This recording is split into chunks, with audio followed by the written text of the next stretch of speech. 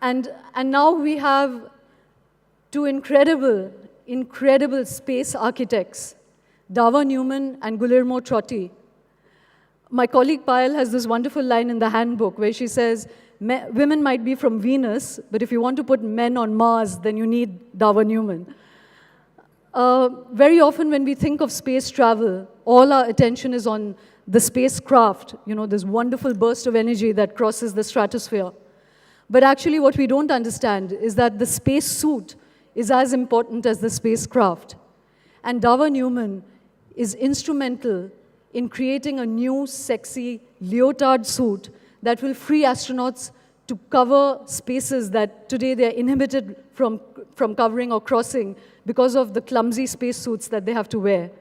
The creation of this spacesuit is a highly challenging job, and that is something Dava will share with us.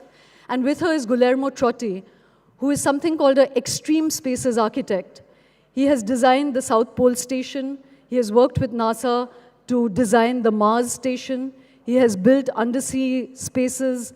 He has worked on Mars rovers, on every kind of fantasy object that we live with. Today, to share that whole exciting journey of the frontiers of human imagination, Dava Newman and Guillermo Trotti.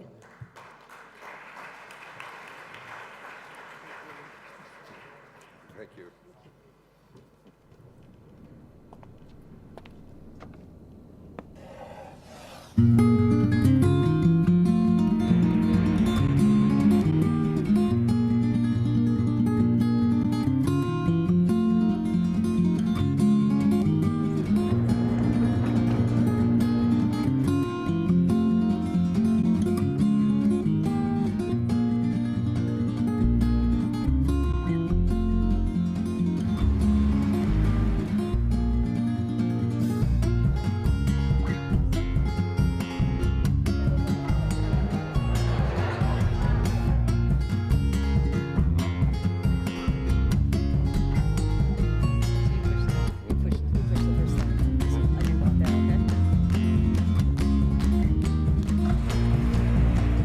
Every achievement is not an end, but the beginning of a new journey. SR, let's begin. Let's begin.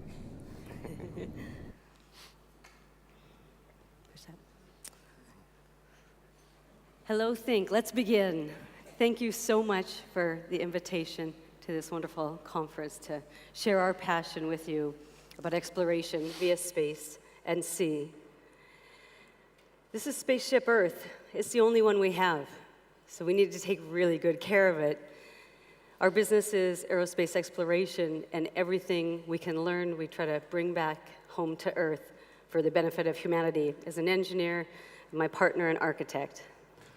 Yeah, Spaceship Earth, this is where we live. A phrase coined by Buckminster Fuller.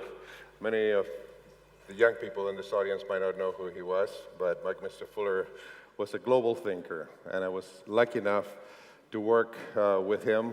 He was an advisor to my thesis, changed my life, and started thinking about really the creativity and the way he perceived things. And one of those great projects that he thought about was this idea of having an Earth, a model of the Earth, right in front of the United Nations building over the Hudson River. So as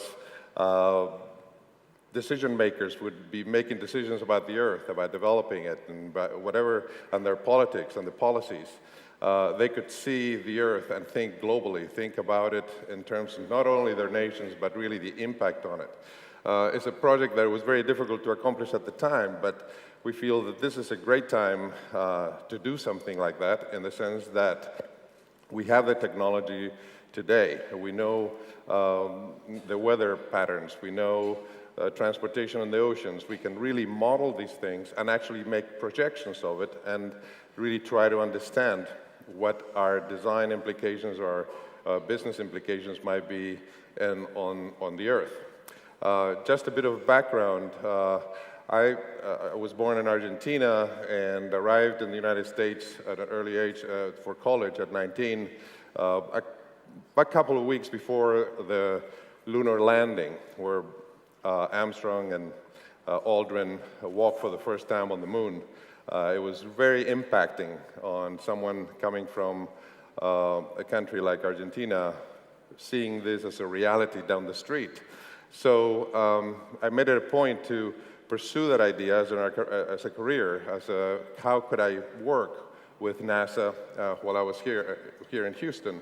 So it ended up that during my graduate year, my thesis was a lunar base. Then I did my work on a master's on space stations, and that kind of launched me into a totally different direction of what my career would have been. I started a program at the University of Houston where we have a program where we graduate people with a master's in space architecture, doing research in all different activities of space, and ended up diversifying to extreme environments. And working in space turned me into an industrial design, working in very minute details and high technology, and actually became another major angle of my life. Then where we work with Dava on space hardware.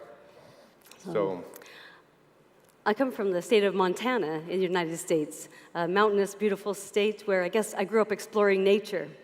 And I never dreamed of being an aerospace engineer. My family also comes from California, but inspired by Apollo, that anyone could do anything if you dreamt big enough and hard enough, and seeing humanity reach out into the solar system, I was very, very inspired, and why not? It might be for me.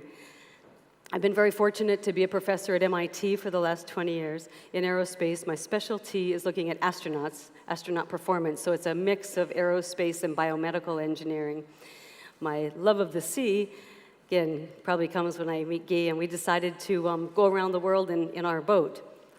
Why? Well, it's an adventure, but maybe we need to explore Earth, explore this precious planet that we live on, and see how that's related to our professional jobs. So we sailed, the two of us, successfully around the world, and the real mission was to teach. Not teach at the university, that's what we do in our real jobs, but to excite kids and talk to island kids all over the world and say, this might be for you. You're going to be the next young astronaut that maybe goes to Mars. You know, why not? During that time, actually, NASA gave us the great title of Solar Ambassadors. And what that entailed was that NASA gave us the ability to communicate around the globe, wherever we were, with children and schools in the United States and NASA astronauts. So during that time, we set up many three-way video conferences where the astronauts would tell their stories in space, and we'd work on, we'd talk about our exploration experience and how it was similar to being in space when you're in the middle of the ocean by yourself.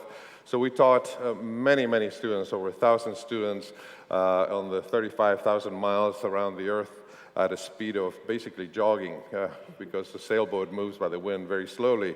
But it gave us the ability to meet so many people. The extraordinary thing about this trip was not an inner trip as much as an outer trip of learning about different cultures and how they live and how they relate to their environment with their issues and so on. So it really, we have our lives divided in two: BC, before circumnavigation, and ADC, after circumnavigation. It really was a life-changing experience.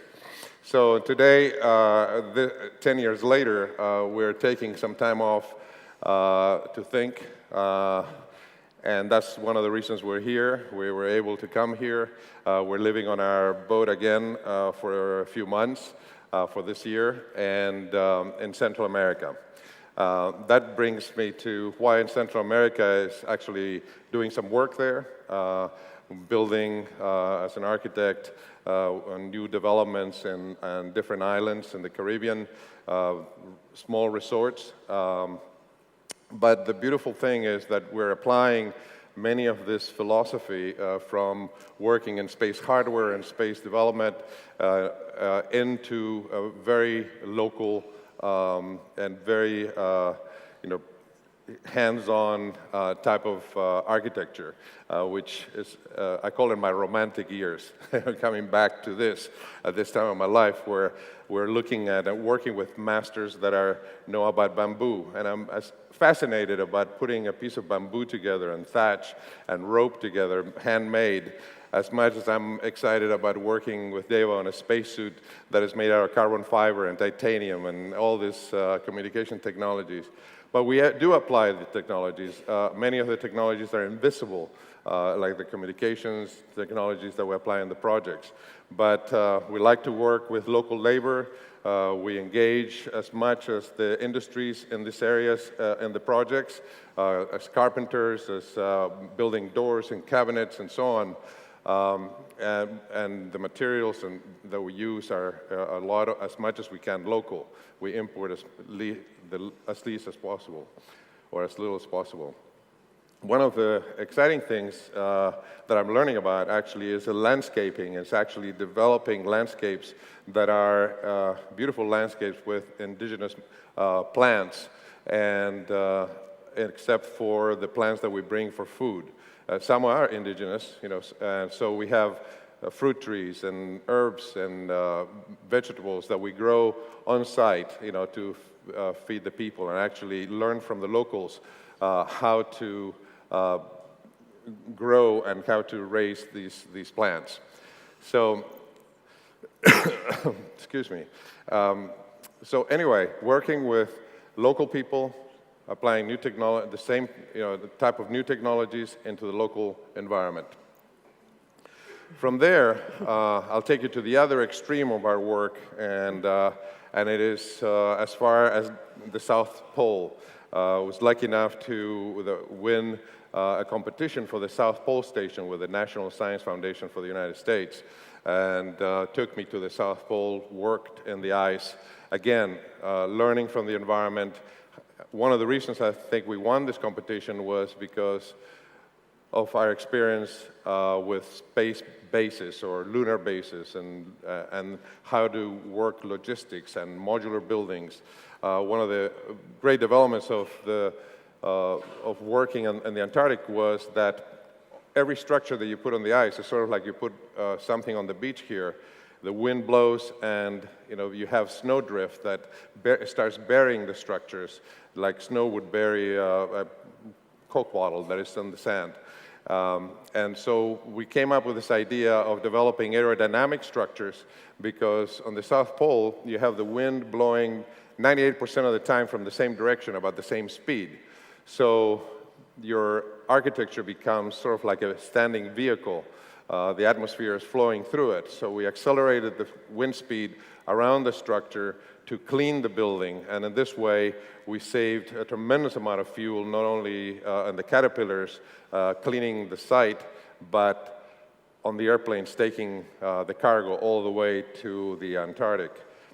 So in my early years, as I said, we worked on many space vehicles. This was in the 70s and 80s, before the space station was decided on. So worked on vehicles for Mars, looking at or the moon, or space stations concepts. The idea of having a small group of people in a very remote and dangerous environment working and living at sort of at normal conditions where they can be productive. So did a tremendous amount of conceptual work for NASA Advanced Programs Office. And we are convinced that now we have a space station, we have an incredible laboratory that is only 400 kilometers above us, and the beauty of it is that it's international. We have a tremendous amount of scientists working from all over the world in this laboratory.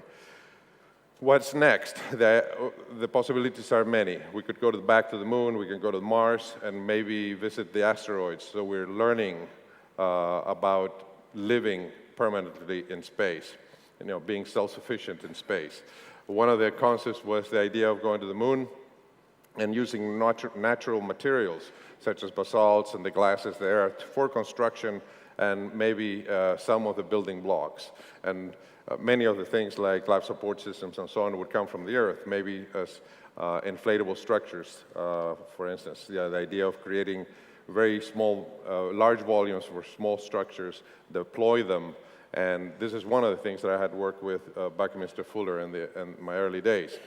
So presently, we're working actually on a mobile architecture where we're developing these rovers to travel around the moon. The idea is that you want to explore. So if you build a base, just normal architecture, you have a radius that you could explore. The idea of having mobile buildings, basically, or modules, these are habitable modules, these rovers, where you can carry 3 to 6 crew members and their own life support system. So in this way, we could explore all of the moon, all of the environment. You know, these vehicles have solar panels, radiators, so have truly self-sufficient. The only thing you have to bring with you is your food. So crews would come in, explore for 3 to 6 months. When they leave, new crews who can come in and they'll bring their supplies with them, like food and some oxygen. But the water, for instance, is totally recyclable. But to do this, you really need to have a great spacesuit. We need to have a flexible and agile spacesuit, and that is what Dava's going to talk about. So keeping people, So next slide, we'll please. move the slides. Keeping people alive in space has been the last decade-long project. First, I want to tell you about what happens when astronauts go into space. It's a great laboratory, but we lose our muscles and our bones. You see on the left, the skeletal system will lose 1% to 2% mineral density per month, 6 months on space station. Now, who wants to take my 4-year Mars mission? So it's very similar to bone loss on Earth and osteoporosis. We don't know. So we need a countermeasure. Maybe you cycle your way to Mars. This is my students demonstrating artificial gravity, very short arm artificial gravity, 2 meters. Guy has designed, we have Nishita to help us with some of the presentation. A great model. So first I'll tell you a little bit more about conventional spacesuits before we get into the biosuit.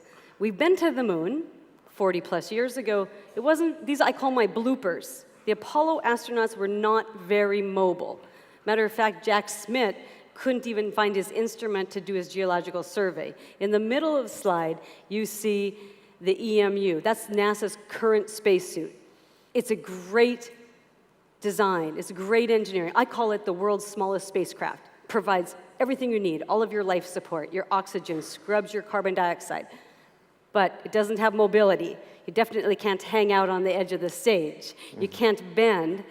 So we do a lot of research in the lab trying to say, what's the ideal suit? How would astronauts like to move? Natural mobility. Go ahead, please, to the next slide. The current suit is 140 kilos and getting larger. 140 kilos. So we want to say, what's a different paradigm? Actually, thanks to Dr. Paul Webb. He thought of this in 1970. What if we give someone a skin suit? What if we shrink wrap the astronauts? Look at the mobility. Even in 1970, 1971, I think it was a great idea. He thought of a great idea. He couldn't implement it. NASA looked at this. It was a great mock-up, but he didn't have the materials. The materials development wasn't there. He needed some more engineering. This is the problem with the suit. Your 2 friends aren't going to go to Mars with you. You don't have anyone to dress you. Nishita couldn't almost dress herself in this suit. So we had to come up with a way that, how do you put it on? How do you take it off? Now, a spacesuit has to provide all of your pressure. So what you're looking at is the pressure layer. 1/3 of an atmosphere is 30 kilopascals. If I can provide 30 kilopascals of pressure in the vacuum of the moon or Mars Lois. So here's the problem. It looks like a leotard for a 2-year-old, so NASA said no, and there was no further work. But in the background here, you see this big infographic, human history of spacewalks. We've completed over 500 in human history, but the first Mars mission is about 1,000. So we call this a second skin suit. It's the biosuit. How could we improve on what was there? Well, we came up with a new pattern. And Ibarral, back again in the 70s, thought about maybe a concept, but we basically did the mathematics. And the design of the suit, the Spider-Man looking aesthetics that you see, I have a little animation here. The math behind this, it's many PhDs and master's theses. If you draw circles all over your skin, but you want maximum mobility, the circle will turn elliptical. But there'll be 2 bisecting diameters, those red lines. Those red lines will only pivot. They don't extend. So if I do the 3-dimensional eigenvector analysis and connect all those red lines, I get the black lines here in the suit. So this is a pattern we get. Interestingly enough, you might see they kind of follow the major muscle groups, but she has full mobility, so it's kind of a soft exoskeleton. Then there's some gold lines. If you can take a look at the gold lines, those are basically smart sensors. You know, how hot am I? How cold am I? Can I heat up a little bit more? What's my blood pressure? How am I breathing? So they give you some physiological information. So it's really a complete digital design. We start from a 3D laser scan. We can get 20% of the atmosphere. We only need 30%. We can get 20% with passive elastic materials, the white that you see. Some polymers, but pretty nice passive elastic spandex nylon. But I still need to get you to 30 kilopascals to keep you alive in space. So that's, again, where the black and the overlay come. So we laminate on the patterning. Our current research is working on advanced materials. Passive elastics and the design get you most of the way there. But if you see the red part of the suit, this is just, again, a mock-up for demonstration. But I can kind of tighten her up a little bit more. This would basically be shape memory alloys or a dielectric polymer to cinch it up a little bit more. It's pretty comfortable. Hopefully it's comfortable here. She's at 1 atmosphere, so I'm over-pressurizing her about 10% right now. But in the vacuum of space, there's no atmosphere. So 30% atmosphere is fantastic, and we gain the mobility. We're also working on, we're going to let Nishita get a little closer to you because this auditorium is pretty large and you might not be able to see us. So I'm going to keep going, and she's agreed to walk slowly through the people, so maybe you can take a, put your hand up if you want to say closer look. We've developed a new helmet this year to go with the suit. She's just wearing the pressure layer. Of course, she needs a helmet, she needs gloves, and she needs boots. We couldn't bring those on the airplane with us. So the new helmet is here. It uses your own neck musculature to move around so that you can explore where you want to explore. Mars is really extreme. You have to be an extreme athlete. Olympus Mons on Mars, it's fantastic. Mount Everest, puny. Valles Marineris, it's massive. The Grand Canyon in the US. So Mars is an interesting place. We're going there to search for the evidence of past life with rovers, humans and robots, always working together. And we'll see how successful we'll be. Moving on, the one thing that Guy and I have been so pleased about over the last decade, the media and the press, I guess it's a nice-looking suit. It's a very neuter gender. Everyone loves it, and kids love it. Girls love it, and boys love it. So we've been in museums to reach millions of children around the world to just spread the message that science and technology, engineering, math, it is for you, and we need every single one of these smart young people. We need them all. The world needs them all because we have major challenges in energy and water, etc. So we think that actually, again, at the global scale, we excite and get the passion and make sure that every little person has the opportunity to work in whatever area they want to work in. Current suit, now back to the current big 140 kilo, the current NASA suit, it's injuring the astronauts. Again, it's a marvelous engineering design, but they have to train really hard in the water tank for the Hubble space mission repairs. Many, many astronauts have had shoulder surgery after so many hours, thousands of hours. So we get to design a new suit. This is a suit within a suit. It's basically a comfort protection level. We've just started this work this year, just again, trying to make the person comfortable. He's looking at new materials, new padding. We're really excited about this. We might be able to help the astronauts, but more importantly, hopefully we can help the elderly.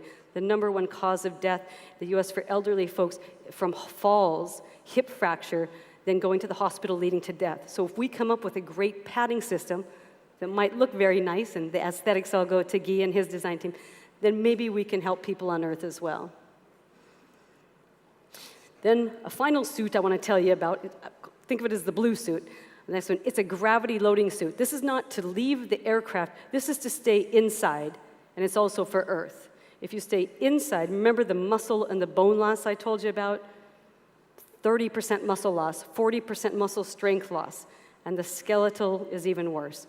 These 40, 50-year-old healthy astronauts and cosmonauts, it looks like they have osteoporosis. They look like very unhealthy 85-year-old folks with osteoporosis. We want to counter that. A new idea we have is a loading suit. In space, we don't have gravity. Mars, we have 3/8 gravity. The moon, 1/6 gravity. So we'll put them in an exercise suit. Apply pressure through the shoulders. It's a spandex suit. At your feet, you feel one body weight of your loading. So every time you move, you're just exercising very slowly, but if you wear it for 12 hours a day, 24 hours a day, then you're exercising. This also has Earth applications that we're working on right now. So right now, this technology, our suit technology, both from the biosuit and the Earth suit, is going to pathology, two in particular, one for children with cerebral palsy, and the other one for the elderly suffering from a stroke. The progress we've made is to put the sensing on board. These are very small sensors. They go right on the suit. They're just as big as my watch here. They're called inertial measurement units, borrowed from the aerospace industry, but now we're tracking human motion very cheaply, hundreds of dollars compared to very high-end motion capture systems that are $200,000 a system. Not very many people can afford them. Not many medical units have. So if we can put on cheap, available technology and track the motion, that's the sensing part. The sensing part in this suits, we've made a lot of progress on. The hard part in the next coming years will be the actuation. A little person with cerebral palsy, can we help move their legs? We know how we want the legs to move, to be normal motion, but can we just help in their daily life? So can we help actuate them? We think we can do it. You see the little fellow, this is a collaboration with our Russian colleagues, a little fellow wearing kind of an exercise suit. He has cerebral palsy, so he's getting some rehabilitation and some exercises through this suit. Go ahead and go on. So that's where we're going to end. The bell hasn't rung, but I think we're right on time. And we wanted to go full circle.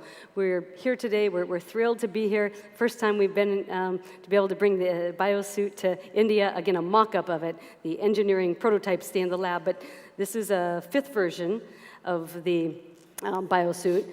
So we'll bring Nashita back up here, and we hope that all of our bring Guy over here. We hope that all of our research is, we're passionate about human exploration of the future. We want to go beyond this Earth, and everything we learn, we'd like to bring back in some way, for me as an engineer, to think about how can I help people here on Earth, be it walking or performing. Maybe it could be for elite athletes, but I think it's more important to look at some of the pathology. It's pretty mobile. She's probably pretty hot. It's good that there's air conditioning in here, because Mars is a very cold planet. We're definitely space cadets, as you can tell. It's been a long time since we've gone back to the moon, about 40 years. We are very positive about the developments, the new developments in space, given that we have this extraordinary laboratory that is international. We're really excited about space, not only because of the exploration, but truly is because of the way that brings people together. When you're in space, when you talk to astronauts, when you talk to people that are in the business of space, they think without borders. They think of the Earth. They really think Spaceship Earth. And that is a key element of our enchanted ways of living in this environment. We have a lot to do. We have a lot of young people in this country and a great space program that is getting started, and I think in the way of taking humans to space. So that's really the future, the way we see it. I think really is one of the pieces of the puzzle that would integrate humanity into looking at the Earth without boundaries, without different countries, with societies, and really unite people. Thank you. Thank you. Thank you so much.